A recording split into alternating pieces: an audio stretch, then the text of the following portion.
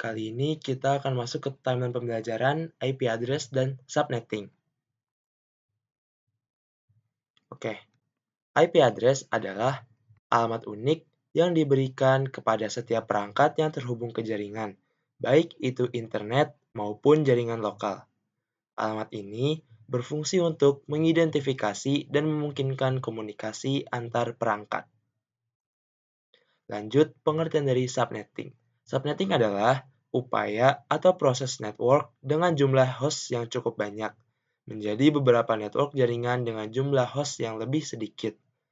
Teknik subnetting membuat jaringan skala cukup luas dan tidak dibatasi oleh kelas IP, baik itu IP kelas A, B, atau C yang sudah diatur.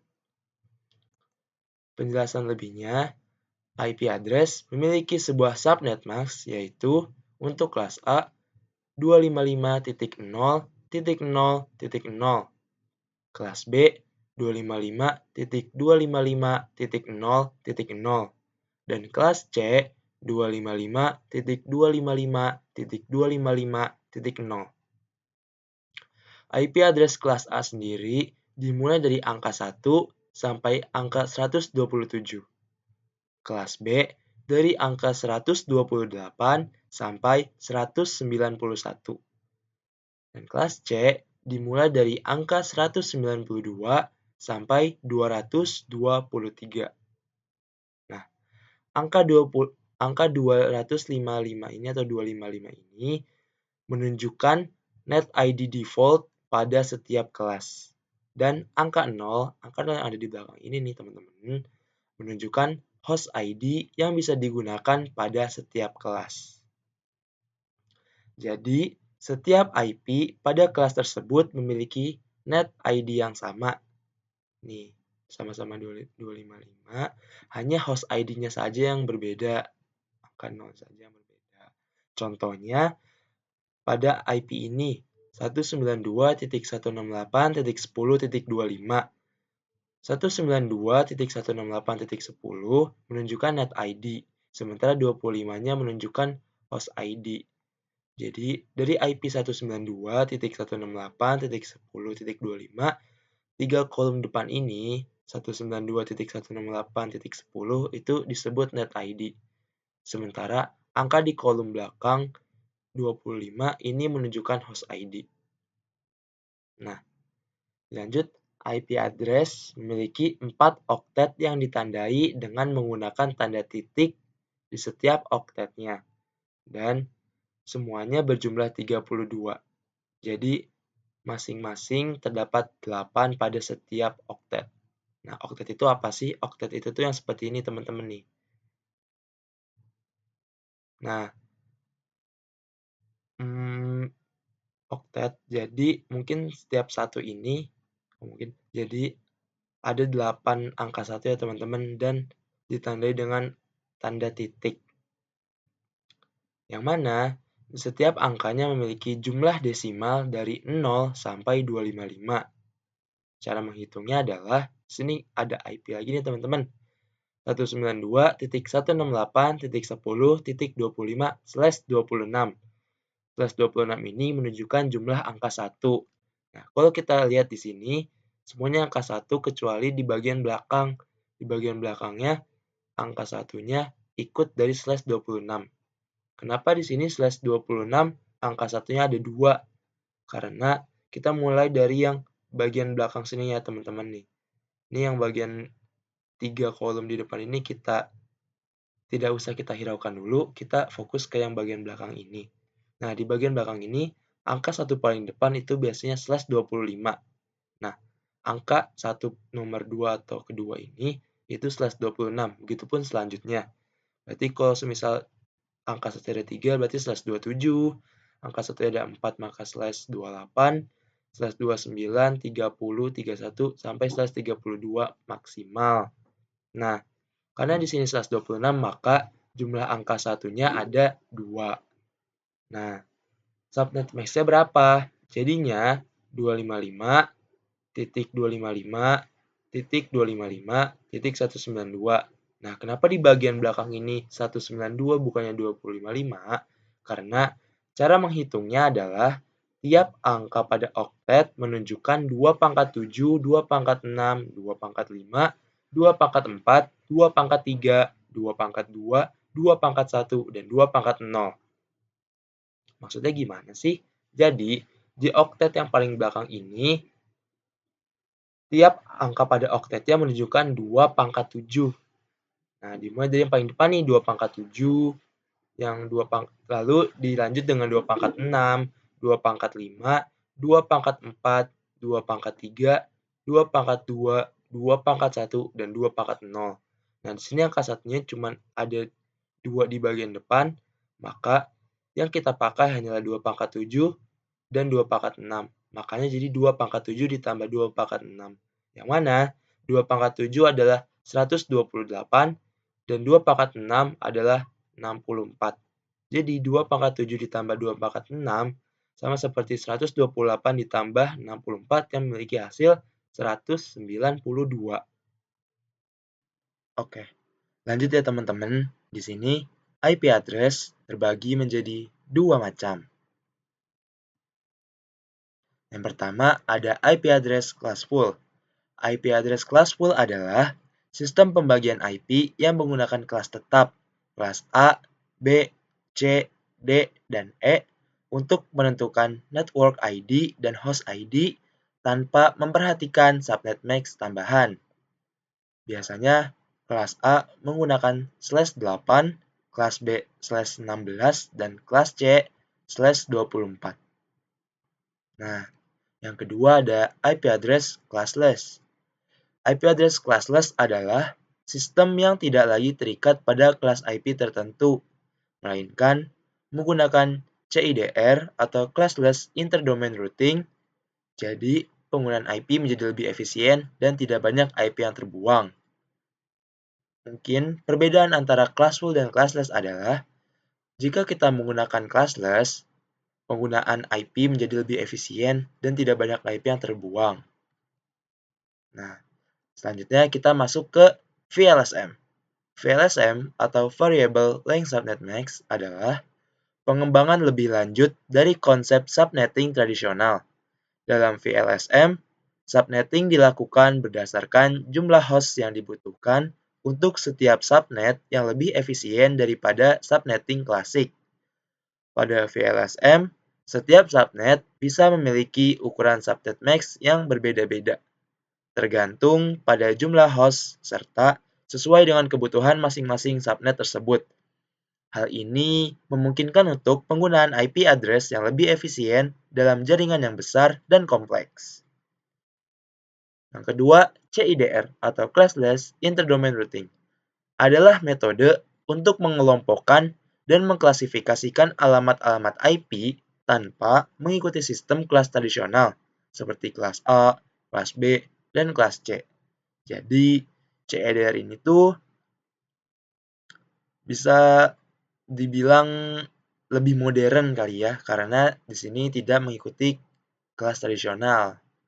Nah, CIDR juga memiliki istilah lain yaitu supernetting, yang memungkinkan pengelompokan alamat-alamat IP dalam subnet yang lebih besar atau lebih kecil dari biasanya. Tujuannya tentu untuk mempermudah penulisan dan pengelolaan subnet max dengan menggunakan notasi yang lebih ringkas. Nah, di sini saya akan menggambarkan gimana sih maksud dari VLSM dan CIDR.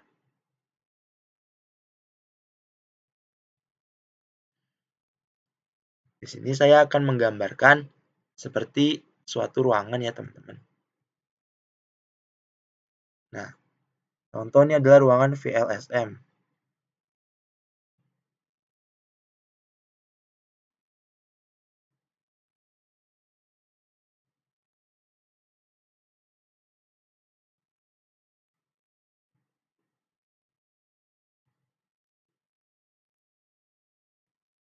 Nah, jadi andai kata misal kita punya 4 ruangan, VLSM itu masing-masing ruangannya harus terbagi rata.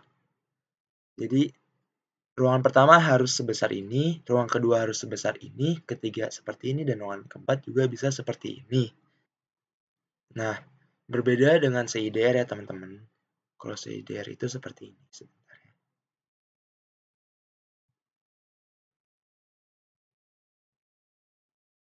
Oke, contoh CIDR, semisal kita mau punya 4 ruangan nih, tetapi pembagiannya tidak harus sama rata seperti VLSM.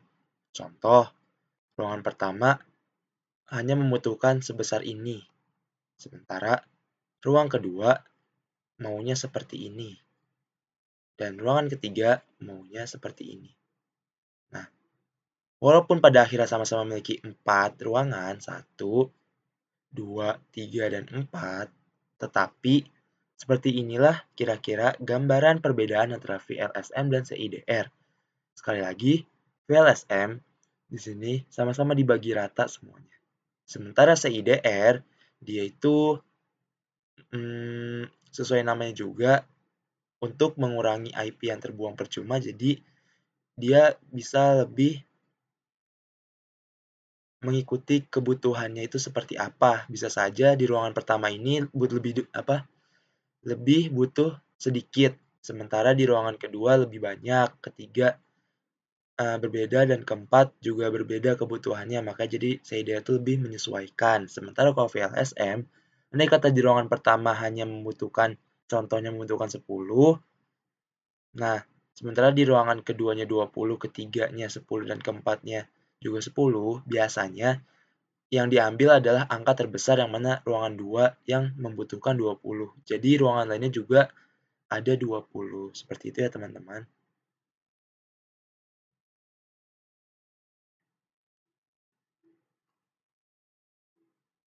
Nah, dilanjut ke network, host, broadcast, dan block subnet. Network adalah kumpulan dua atau lebih perangkat yang saling terhubung agar dapat berkomunikasi dan bertukar data. Perangkat tersebut bisa berupa komputer, laptop, HP, printer, dan perangkat lainnya. Host. Host adalah perangkat yang terhubungnya nih teman-teman. Perangkat yang terhubung dalam sebuah jaringan dan memiliki alamat IP. Fungsi host adalah mengirim, menerima, atau mengolah data. Contohnya komputer, laptop, smartphone, server, printer yang terhubung ke jaringan. Lalu ada broadcast. Broadcast ini yang mengirimnya atau pengiriman data ya teman-teman. Jadi kalau bahasa kita itu broadcast tuh kayak tukang anternya gitu. Proses pengiriman data dari satu perangkat ke semua perangkat yang berada dalam jaringan yang sama secara bersamaan. Sementara, blok subnet adalah ukuran atau jarak pembagian alamat IP dalam sebuah jaringan yang digunakan untuk menentukan batas setiap subnet. Blok subnet membantu membagi jaringan besar menjadi beberapa jaringan yang lebih kecil agar lebih mudah diatur dan digunakan. Nah, contohnya di sini ada /26 ya teman-teman. Nah, seperti yang tadi sudah dijelaskan, IP address kan memiliki 4 oktet, yang mana setiap oktetnya itu berjumlah 8 dan totalnya ada 32. Di sini ada 1, 2, 3, 4, 5, 6, 7, 8, terus titik, 1, 2, 3, 4, 5, 6, 7, 8, titik, 1, 2, 3, 4, 5, 6, 7, 8, titik. Nah, sini 1, 1, karena kita pakai /26, jadi di sini 1, 1, sisanya 0. Nah, masing-masing oktet ini kan berjumlah 8, jadi 8 tambah 8, 16, 16 tambah 8, 24, 24 ditambah 8 hasilnya 32, karena 26 jadi kita butuhnya ditambah angka satunya jadi ada 2 aja nih, jadi 25, 26, sisanya 0. Nah, 2 pangkat 6, 6 ini dapat dari mana sih? 6 itu dapat dari banyaknya angka 0 di oktet belakang. Angka 0 di belakang itu ada 6, 1, 2, 3, 4, 5, dan 6. Maka 2 pangkat 6 adalah 64. Dan 2 pangkat 2. Pangkat 2 ini dapat dari mana? Jika pangkat 6 didapat dari banyaknya angka 0, maka pangkat 2 didapat dari banyaknya angka 1. Angka 1 di sini ada 2. Jadi, ditulislah 2 pangkat 2. 2 pangkat 2 hasilnya 4. Nah, IP setiap blok subnet adalah 64. 64. 64. Nah, dikurang 2. Kenapa kok dikurang 2? Nah, di sini ada keterangannya nih, teman-teman. Karena satunya dipakai untuk network, ini dipakai untuk network, dan satunya lagi dipakai untuk broadcast. Nah, jadi seperti itu ya, teman-teman. Oke, kita lanjut. Oke, kita masuk ke contoh soal dan juga rumus-rumusnya.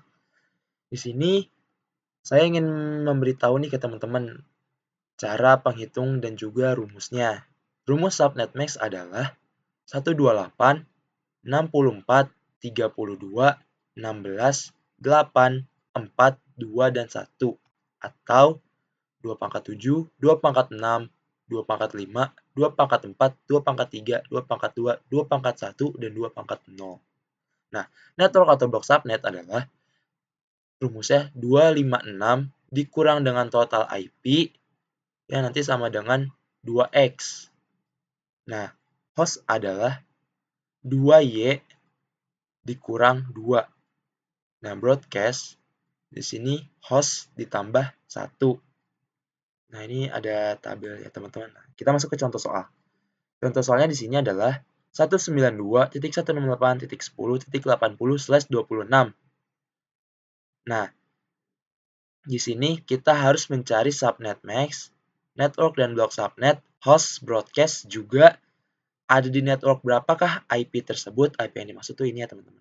Yang contoh soal ini. Oke, mari kita hitung. Nih, 192.168.10.80/26. Di sini kan kita sudah tahu ya, teman-teman, subnet max-nya itu /26. Nah, 26 itu berarti 255.255.255 berarti di sini kan 24. 3 oktet ini kan 24 ya, teman-teman. Hasilnya dari 8 tambah 8 tambah 8. Nah, tambah 2 tambah 1 25, tambah 1 lagi 26. Nah, di sini kan ada 2 ya, teman-teman. Nah, ini tuh 128 berarti 128 ditambah 64. Hasilnya 192. Jadi, subnet max 26 adalah 192.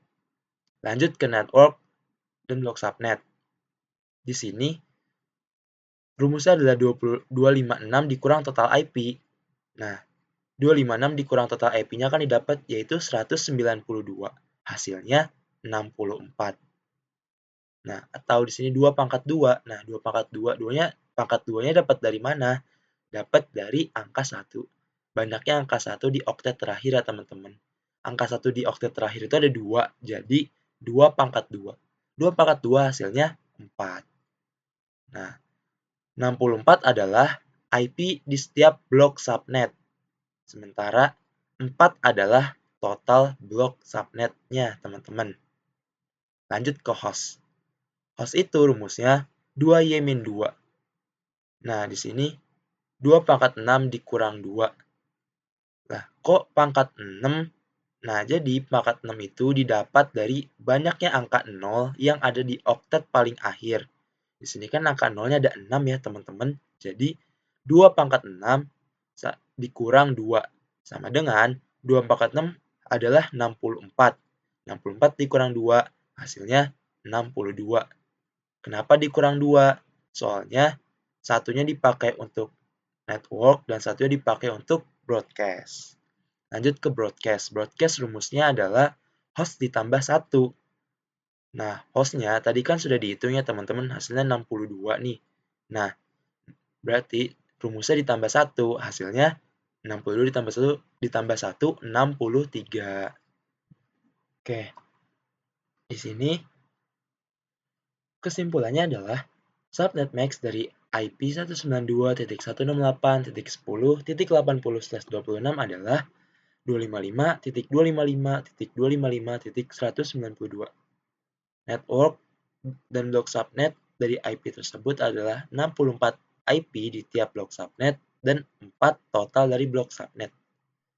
Hostnya ada 62, broadcastnya 63, dan di network berapa IP tersebut? Ada di network 2. Nah, Gimana cara taunya? Di sini kan ada tabel ya teman-teman. Nah, tabel itu diisi dari N, H, dan juga B. N adalah network, H itu host, dan B adalah broadcast. Nah, cara isinya gimana? Awal-awal network kita isi dengan angka 0. Dan broadcast kita isi dari angka 63. 63 ini dapat dari mana? Dapat dari perhitungan rumus ini. Yang sudah kita hitung tadi ya teman-teman. Ini 63. Kita masukin 63. Nah, cara menentukan host adalah dengan menghitung angka di atas network dan angka di bawah broadcast. Jadi di atas network angka 0 adalah 1 dan di bawah 63 adalah 62. Nah, terus cara untuk menentukan selanjutnya gimana? Untuk menentukan selanjutnya tinggal ditambah 1 saja dari hasil broadcast. Maksudnya seperti ini, di broadcast kan ini 63 ya. Nah, kita tambah 1 aja nih, jadi 64 begitu. Tapi cara lebih simpelnya adalah di sini 64 ditambah 64 tambah 64. 64 tambah 64 128. 128 ditambah 64 192. Sama juga di sini nih. 63 ditambah 64 127. 127 ditambah 64 191 dan 191 ditambah 64 yaitu 255. Nah, cara ngitung hostnya sama seperti di tabel pertama, kolom pertama. Jadi angka di atas 64 yaitu 65 dan di bawah 127 yaitu 126. Di atas 128 ada 129 dan di bawah 191 ada 190. Terakhir, di atas 192 ada 193 dan di bawah 255 ada 254. Nah, di sini kan networknya ini kan cara biar taunya juga gimana nih? Nah, kita lihat dari IP ini tuh kita lihat angka paling terakhirnya nih teman-teman nih. Angka 80. Nah, 80 itu masuk ke host berapa? Host yang kolom kedua nih teman-teman, yaitu dari 65 sampai ke 126. Nah, dia masuknya ke tabel nomor 2. Makanya di sini jawabannya ada di network nomor 2. Seperti itu ya teman-teman. Oke teman-teman, kali ini saya akan mencoba cara implementasi lewat aplikasi Cisco Packet Tracer. Pertama-tama, kita masukkan PC1 dengan menggunakan IP address berupa 192.168.10.1. Di sini kita menggunakan network yang sama dengan PC2 ya teman-teman. Kita pencet enter dan subnet max-nya 255.255.255.192. Kita tutup. Nah, kita pakai network pertama nih teman-teman, yang hostnya 1 sampai 62. Lanjut ke PC2. Di PC2, kita juga masukkan IP configuration-nya 192.168.10.2. Dengan subnet max-nya juga sama ya teman-teman, di bagian belakangnya dirubah jadi 192. Setelah itu, kita juga akan melakukan hal yang sama dengan PC3. Cuman di PC3 kita menggunakan beda network dengan PC1 dan PC2. Di sini kita masukkan IP-nya 192.168.10. Nah, di angka terakhirnya kita tidak akan menggunakan angka 3, melainkan kita akan isi dengan network kedua nih, yaitu dari angka host 65 sampai 126. Di sini saya akan memasukkan angka 65. Enter, dan untuk subnet max-nya seperti biasa 192. Setelah itu kita tutup, dan sekarang kita coba. Apakah semua PC ini akan saling terhubung? Kita klik PC1, lalu kita masuk ke command prompt. Di command prompt, kita ketik ping, dan pertama-tama kita pengen cek apakah PC1 ini nyambung ke PC2 terlebih dahulu. Maka kita ketik ping dan masukkan IP address di PC2. 192.168.10. Maaf teman-teman. 10.2. Kita pencet enter. Nah, Kalau tulisannya seperti reply seperti ini teman-teman, berarti itu tandanya berhasil. Dan PC1 ke PC2 itu sudah nyambung. Nah, coba sekarang ke PC3. Kita ketik ping, spasi, masukkan IP PC3 tadi. 192.168.10.65. Sekarang kita pencet enter dan kita tunggu. Kira-kira apakah PC1 dan PC3 terhubung? Dan ternyata request timeout. Kalau request timeout berarti tandanya PC1 ke PC3 tidak akan terhubung. Nah, kita bisa membuat PC1 ke PC3 ini terhubung dengan cara menambahkan beberapa device. Contohnya di sini kita akan menggunakan switch lagi satu switch lagi di sini. Jadi ada 2 switch ya teman-teman. Dan juga kita membutuhkan PC satu lagi. Jadi totalnya bakal ada 4 PC. Dan setelah itu kita juga membutuhkan yang namanya router ya teman-teman. Nih, routernya kita pilih. Nah, setelah itu tidak lupa kita juga hapus sambungan dari PC3 ke switch pertama. Sini kita delete aja. Nah, setelah itu kita sambungkan dari PC3 ke switch 2. Begitupun PC4 kita sambungin ke switch 2 ya teman-teman. Kita pasang kabel, oke. Lalu yang sekarang PC4-nya. Nah, jika tadi PC3-nya sudah kita setting IP-nya teman-teman, yaitu seperti ini. Nah, begitu pula di PC nomor 4. Di PC nomor 4 ini kita akan melakukan pemasangan IP yang networknya itu sama dengan PC3. Berarti 192.168.10. Jika tadi PC3 65, maka PC4 66. Kita pencet enter. Subnet max-nya seperti biasa 192. Karena kita mau pakai /26 ya teman-teman. Setelah itu kita tutup. Nah, jika sudah seperti ini, kita akan coba dulu nih teman-teman. Dari PC3, kita akan ke command prompt. Di command prompt ini kita coba ping PC4. 192.168.10.66. Apakah berhasil? Oke, reply. Reply berarti tandanya terhubung ya teman-teman. Coba sekarang dari PC3 ke PC2 deh. Karena kan tadi belum dicoba ya. Coba kita coba. Ping 192.168.10.2. Kita pencet enter. Apakah hasilnya juga akan reply atau malah request timeout? Oke, ternyata request timeout. Berarti tandanya PC antara PC1 PC2 itu terhubung. Begitupun PC3 dan PC4. Tapi kalau kita cek PC1 ke PC3 atau PC2 ke PC3 itu belum terhubung ya teman-teman. Begitupun dari PC4 ke PC2, PC4 ke PC1. Nah, cara menghubungkannya setelah kita tadi nyeting IP di PC4, lalu di sini kita sambungkan switch 1 dan switch 2 ini ke router ya teman-teman. Nah, di sini hal yang harus banget diperhatikan, dari switch 1 ini kita pilih ke router. Nah, kita pencet di gigabit Ethernet 0/0. Nah, lalu di switch 2 kita pilihnya yang gigabit 0/1. Gigabit Ethernet 0/1. Nah, apakah ini sudah terhubung? Belum ya teman-teman, karena di sini masih berwarna merah. Nah, kita harus menyalakan routernya terlebih dahulu nih. Setelah kita pencet router, kita masuk ke mode CLI. Nah, di mode CLI ini, kita pertama-tama ketik no terlebih dahulu.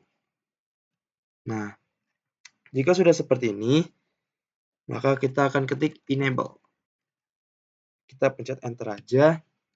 Di sini kita ketik config terminal.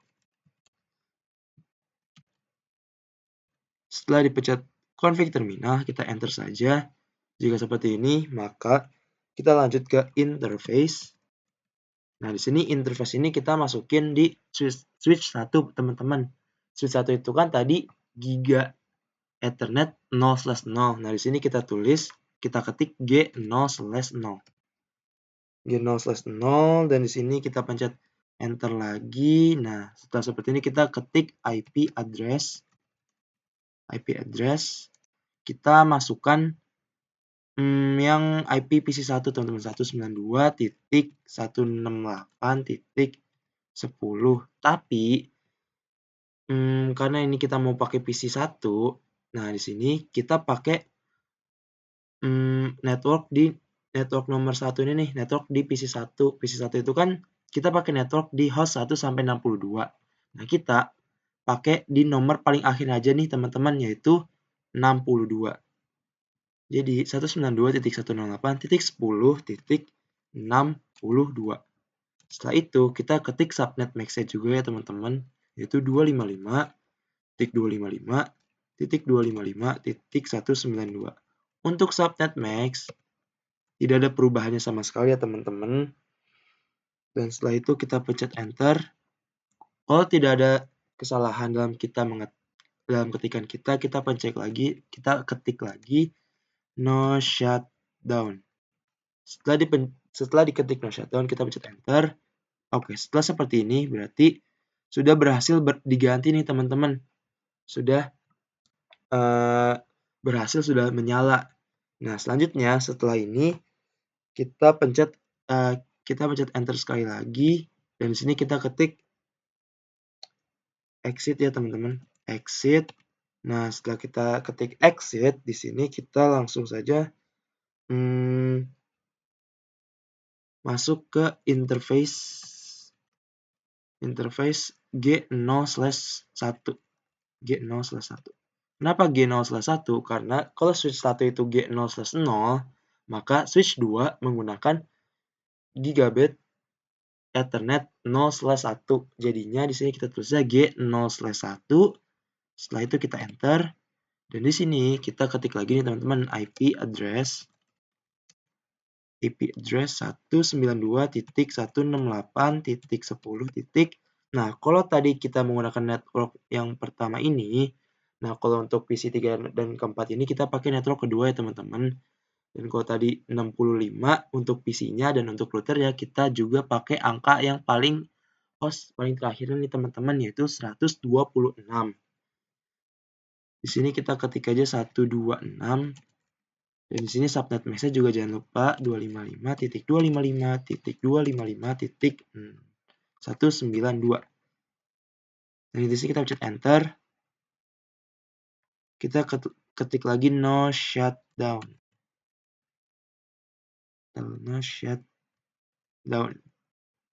Oke, jika seperti ini maka itu tandanya sudah berhasil, teman-teman, sudah menyala. Nah, setelah itu bisa saja kita langsung tutup. Nah, kalau tandanya udah hijau seperti ini, kemungkinan besar sudah menyala.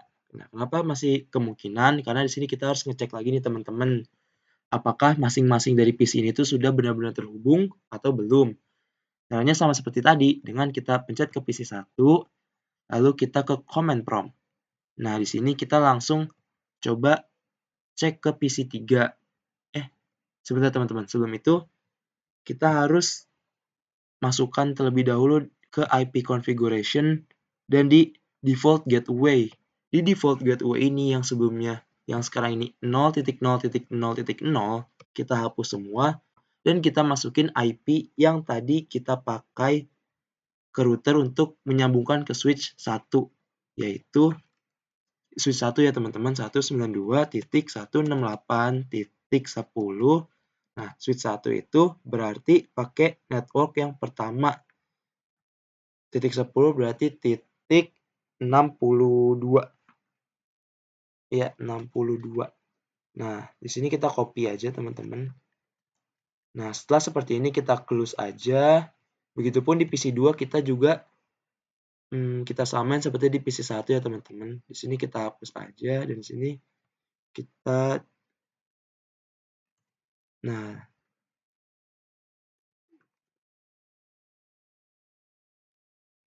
di PC 3 juga seperti itu ya teman-teman.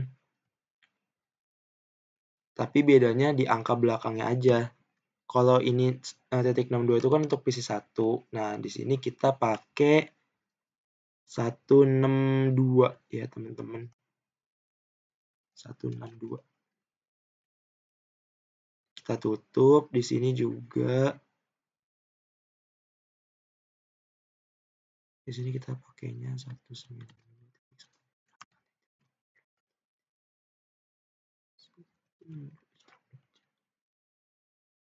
162. 126 deh teman-teman, maaf ya. Ada kekeliruan sedikit. 126. 126. Di sini kita ketik juga 126. 126. Tapi kita di sini tadi ada yang salah di PC2 teman-teman, maaf nih teman-teman. Ya di sini 62. Nah, sekarang kita cek apakah bisa saling terhubung. Kita buka PC1 dan kita ke command prompt. Di sini langsung saja ketik ping 192, kita masukin IP PC3 titik 168 titik 10 titik sekarang kita udah bukan pakai IP-nya teman-teman, tapi yang kita input IP yang kita pakai untuk ke routernya. Berarti tadi titik 10 titik 126 seperti ini teman-teman. Pencet enter. Nah, di sini kan sudah reply ya teman-teman. Berarti kemungkinan hasilnya sudah berhasil. Oke teman-teman, terima kasih. Semoga ilmu yang saya berikan bermanfaat. Kurang lebihnya mohon maaf. Wassalamualaikum warahmatullahi wabarakatuh.